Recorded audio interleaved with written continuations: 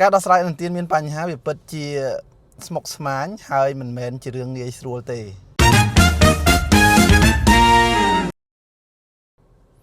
បងជួយបង្ហាញអំពីការដោះស្រាយនឹងទានមានបញ្ហា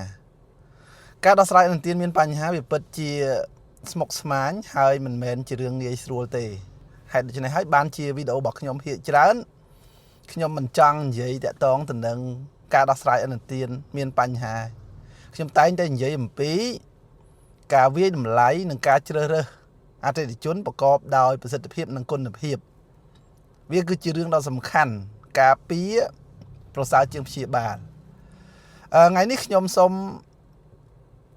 និយាយពីចំណុចសំខាន់ចុះជាមូលដ្ឋានគ្រឹះដោយសារវាធំអញ្ចឹងទី1ខ្ញុំចង់និយាយអំពីការស្វែងរកឲ្យឃើញពីឫសគល់នៃបញ្ហាតើហេតុអីបានជាអនុទានមួយនឹងយឺតអញ្ចឹងមានឫសគល់នៃបញ្ហាច្រើនណាតើស្អីគេជាឫសគល់នៃបញ្ហាពិតប្រាកដវាមិនជាការសន្មត់ទេ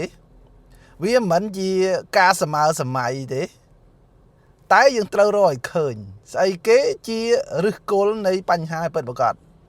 ឥឡូវខ្ញុំលើកឧទាហរណ៍សាមញ្ញមួយអតិថិជនមួយកំពុងតែយឺត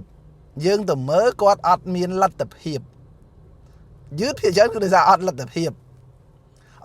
ក្នុងការបង់សងមុខរបររបស់គាត់មានបញ្ហាឧទាហរណ៍អញ្ចឹងឬក៏គាត់គ្មានមុខរបរអីច្បាស់លាស់ទេអញ្ចឹងថាតើគាត់ទៅតែមានបញ្ហាឬក៏គាត់មានបញ្ហាតាំងពីដើមទីមកកន្លែងនេះសំខាន់ពេលខ្លះយើងទម្លាក់បញ្ហាហ្នឹងថាបញ្ហាសេដ្ឋកិច្ចប្រែប្រួលធ្វើឲ្យគាត់ប៉ះពាល់ប្រសិនបើអញ្ចឹងអាហ្នឹងរឿងមួយដែលជាការកើតឡើងបន្ទាប់ពីសេដ្ឋកិច្ចធ្លាក់ចុះក៏ប៉ុន្តែមានករណីខ្លះអាហ្នឹងមិនជាបញ្ហាទេគឺអតិថិជនហ្នឹងមានបញ្ហាតាំងពីដើមប៉ុន្តែការត្រួតពិនិត្យនិងការស្វែងរកអត់ឃើញឬក៏ធ្វើមិនឃើញពេលដែលយើងបញ្ចេញអនុទានហ្នឹងពេលដែលយើងវាយតម្លៃហ្នឹងឃើញទេអញ្ចឹងចំណុចសំខាន់ទី1រកឲ្យឃើញស្អីគេជាឫសគល់ពិតប្រាកដនៃបញ្ហាដែលបានកើតឡើងបញ្ហាសេដ្ឋកិច្ចជាទូទៅហើយយើងតម្លាក់ទៅលើរឿងហ្នឹងបញ្ហាសេដ្ឋកិច្ចនៃការប្រែប្រួលប៉ុន្តែមួយចំនួនធំយើងអត់បានតម្លាក់អាបញ្ហាហ្នឹងមកលើខ្លួនឯងថាអូភាពចន្លោះប្រហោងនៃការវាយតម្លៃនៃការវិភាគអតិថិជនរបស់យើងហ្នឹងមានបញ្ហាពីដើមទីមកចុះដោះមិនបានបងបើសិនជារឿងហួសហើយអត់ទេបើទោះបីជាដោះករណីនឹងមិនបានយ៉ាងហោចណាស់ក៏មិនធ្វើឲ្យមាន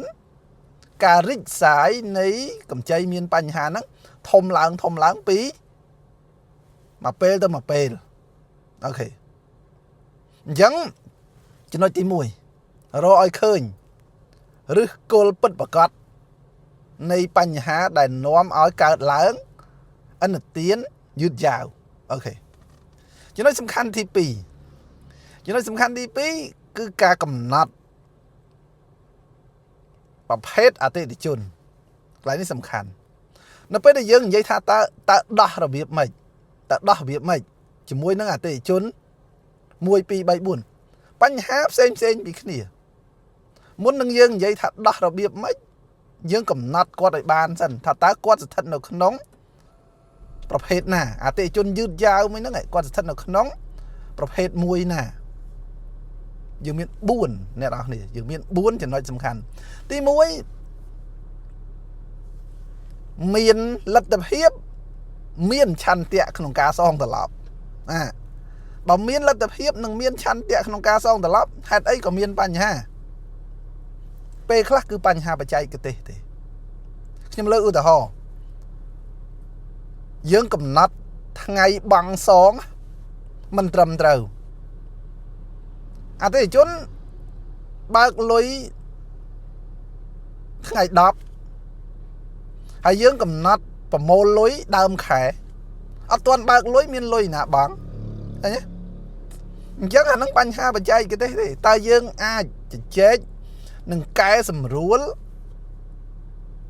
ban đây được thì ai cái sầm rúa ban đây được thì pi cả băng sòng ăn srop từ nâng lật tập hiếp đại quạt miền u tao thà chừng nô bỏ quát con miền lật tập hiếp băng sóng bay rồi đờ là bàn tay dương cầm nát ở quạt băng sóng mà khai pram rồi đờ là nhưng con miền lật tập hiếp con miền lật tập hiếp quạt miền chăn tiệ không cá sóng bàn tay à cá cầm nát nâng cá prom prieng nè rồi viếng mình thấy tiên nâng bọc cả lực nâng rưới của dương đã sầm piết ở quát sóng mà khai pram rồi bà xong mà khai pram rồi con mình là tập hiệp tại bà xong mà khai bay rồi con mình là tập hiệp chẳng hãy bán chia dương ai cái sầm rúa rồi còn loan restructure nằm ở srop chỉ muốn nâng là tập hiệp bà quát p và lia về chiếng mút bận tái ca bằng sóng nó sao tập bay rồi không mà khai đại quát ai mình là tập hiệp không ca xong tập lạp bàn hay anh ấy vì sải từ lỡ côn dụ bái nấy thả bán thì mùi bên nói biết có chỉ cho người ca muốn người ca đặt sải này dân u từ khó nè dân anh ấy cầm nát ở bàn thà quạt dạng mày quạt miền chăn tía quạt miền lật tập hiệp tipi quạt miền lật tập hiệp tại quạt miền chăn tía dân ta dân ta thơ việc mày có miền lật tập hiệp bên đây có ăn miền chăn tía ta dân trâu dây mấy chỉ môi quạt nó trâu trâu đã sầm piết tôi càng quạt và dốt bị phá pa bó một sân mà quạt mình xong lắm đừng thua khôi mua khôi CBC bà quạt mày cạn này lôi thom thôn ngô ta chiến đó làm nạ cá bà to về chứ ngài tí bảy trắng sóng miền ha còn miền chăn tịa với tay còn ăn lạt tập hiệp còn miền commitment còn miền chăn tịa không cá sòng bên đây còn miền lạt tập hiệp chẳng thưa mày pe nâng hơi mình trên tiến trâu tại đa túa chỉ nè bực xa dự bảo nhưng mơ mà chỉ vì cam bọc quát nhưng mơ mà à vậy được quát phơ rồi ngay taยังអាចប្រឹក្សាយោបល់គាត់វាមិនដើម្បីឲ្យគាត់អាចរកចំណូលសងត្រឡប់មកកាន់យើងបានអញ្ចឹងយើងដើរតួជាអ្នកប្រឹក្សាយោបល់ទៅកាន់គាត់ដើម្បីអាចគាត់ដោះស្រាយបញ្ហាបានទី4អត់ឆន្ទៈហើយអត់លទ្ធភាពអានេះធ្ងន់ឆន្ទៈក៏គ្មានលទ្ធភាពក៏គ្មានយើងប្រហែលជាថាចំករណីនេះដោះមិនងាយដោះលទ្ធភាពក៏អត់ឆន្ទៈក៏អត់ហើយជាទូទៅខ្ញុំចង់ឲ្យបងប្អូនអរគ្នាជាពិសេសបងប្អូន CEO ថ្មីទៅមើលខ្លួនឯងវិញមើលថាពេលឲ្យនឹងឲ្យយ៉ាងម៉េចហេតុអីបានឲ្យអតិថិជនបែបហ្នឹងឲ្យដើម្បីឲ្យគ្រប់ផែនការអាហ្នឹងឲ្យដើម្បីឲ្យគ្រប់ផែនការមិនឆ្លងកាត់ការសិក្សានិងវិតម្លៃត្រឹមត្រូវនោះជាបញ្ហាអញ្ចឹងជាទូទៅអតិថិជនដែលធ្លាក់ចូលដល់លក្ខខណ្ឌទី4នេះវាមិនរឿងបរិយាកាសវាមិនរឿងស្ថានភាពសេដ្ឋកិច្ចប្រែប្រួលនឹងជាចម្បងទេមែនទេទៅវាអាចមានដែរប៉ុន្តែវាមិនចម្បងទេបញ្ហាដែលនាំឲ្យមកដល់ចំណុចហ្នឹងភាគច្រើនគឺចេញពីយើងដែលជាអ្នកធ្វើអនុទានខ្លួនឯងធ្វើប្រហែលមិនបានមើលឲ្យដិតដល់ឬក៏ពេលដាក់ហ្នឹងគោម្ដងតែមួយទេធ្វើម៉េចឲ្យចេញគ្រប់ផែនការមានបញ្ហាដោះតាមក្រោយដល់ពេលដោះតាមក្រោយដោះដោយរបៀបណា chẳng là mấy ơi anh được tiên miên bành hà thôi cho bà dân những đọt bà là thôi thầm ai bà hết ở tây chun ti muối bà hết ở tây chun ti pi bà hết ở tây chun ti bay bà hết ở tây chun ti buôn hay giờ khi đọt đọt bàn khla đọt mình bàn khla bạn đã miên chỉ mà được môi tiết đểធ្វើឲ្យanh tiên miên bành hà bà dưỡng thôi choឬក៏ប៉ា portfolio ad risk របស់យើងនឹងថយចុះយើងព្យាយាមបញ្ចេញអនុទានបានច្រើនដោយសារគេអនុបាទនៃអនុទានមានហានិភ័យប៉ាហ្នឹងគឺស្មើនឹងអនុទានខូចអនុទានយឺតយ៉ាវ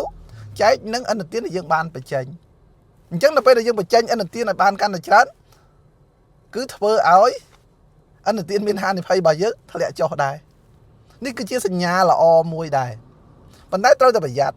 ចេញទៅទៀតខូចទៀតអានឹងហើយដែលបកត្រឡប់ទៅវិញហើយខ្ញុំតែងតែនិយាយភាគច្រើនហ្នឹងទាញការចាប់អារម្មណ៍របស់បងប្អូនអ្នកគ្នាជាពិសេសបងប្អូនថ្មីហ្នឹង